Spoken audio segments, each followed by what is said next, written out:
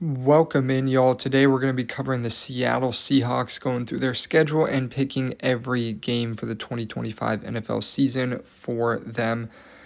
Now, Seattle is a team I've been dreading to do because I just am not super high on them this season, if I'm going to be honest. When you think about the changes they've made, I do not think they got better. I think they got worse.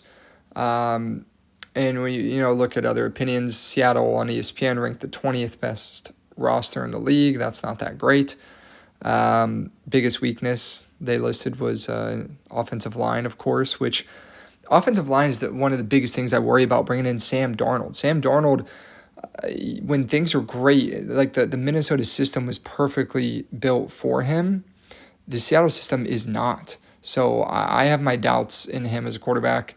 I don't think he faces pressure well. And we saw what happened when someone got through that Minnesota O-line in the playoffs against the Rams. He held on to the ball too long, took like 8 sacks, a couple fumbles. It was a disaster. So we will see. That doesn't mean that this is a bad team. They still have decent playmakers, and they should be able to string some wins together.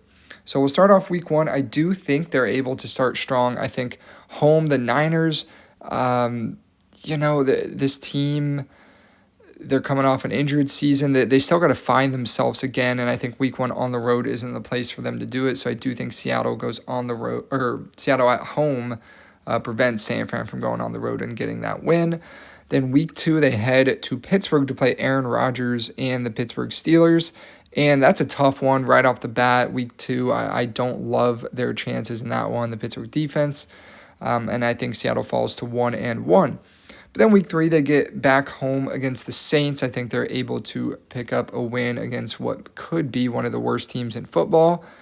And then week 4, a Thursday night football game in Arizona. That should be a fun one. Nice NFC West battle in the desert. And I do take Arizona on the short week at home there. Week 5, this is one of those. Seattle will certainly be underdogged in this game. And, it feels like Tampa Bay should be the better team here, but something in my gut tells me Seattle takes this game, and I think they do. I think they move to 3-2 on the season.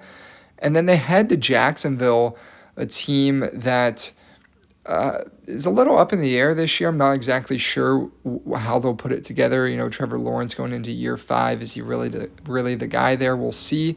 But I do think Jacksonville is able to pull out a win there. Then Monday night at home for Seattle against Houston. This should be a great game, should be a close one.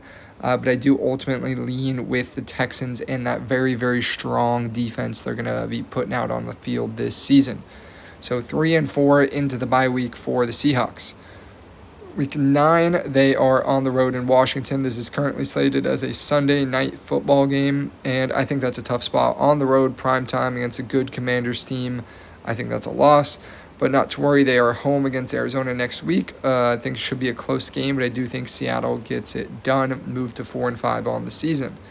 Then you have Seattle heading to Los Angeles to take on the Rams.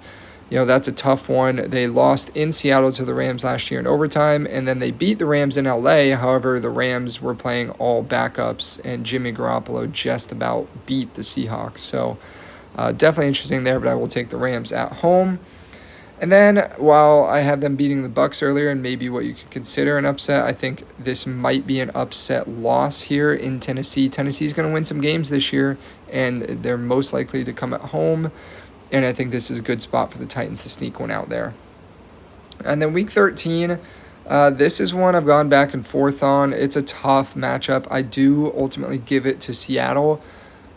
But, man, I would not be surprised to see Minnesota. Minnesota's a very good football team. They did not really get worse from last year, a season where they won 14 games. So that one could absolutely be flipped. But right now I have it in Seattle's favor. They're 5-7.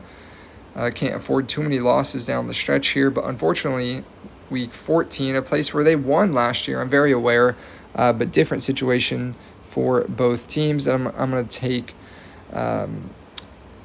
I'm going to take Atlanta here at home to knock off the Seahawks. Seahawks fall to 5-8. You essentially kind of have to win out at this point. And I think week 15, They have a good matchup to start that streak. They're home against the Colts, and I think they get a nice little win there. Move to 6-8. And Thursday Night Football, home against the Rams. I think they pull off an upset home victory, take down the Rams, and move to 7-8 on the season.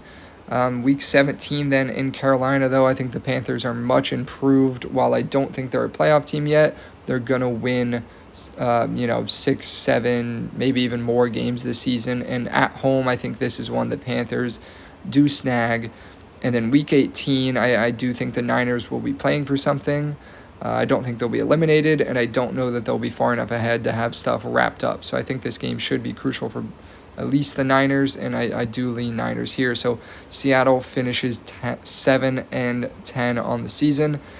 And, I've heard from Seahawks fans, I know they disagree, because, they went 10-7 last year, and I get it, but they got worse. Not many teams, I think, got worse this year. I'm sure that they will love to argue that fact, but they got worse. Sam Darnold for Geno Smith is not an improvement. It's a downgrade. You lose DK Metcalf, Tyler Lockett. I know Lockett was aging, but still, come on. You pick up Kupp, but the Rams got rid of Kupp, and they let him walk and brought in a guy of the same age. I think that should be a bit concerning to you. He's a guy who seemed to lose his step last year, so I don't think you're getting the Cooper Kupp we all know. I just think Seattle could be in for a rougher season than you may be expecting. However, I do think the moves they've made have set them up to be successful down the road. I think they're aware that they're not a team that's going to, compete for a Super Bowl or something this year. They're a team that has a decent young core, and they're going to build on that and keep picking up pieces these next couple of years and hope to really contend a couple of years down the road. So 7-10 for Seattle. Disappointing season, obviously, but I struggle to see it much better.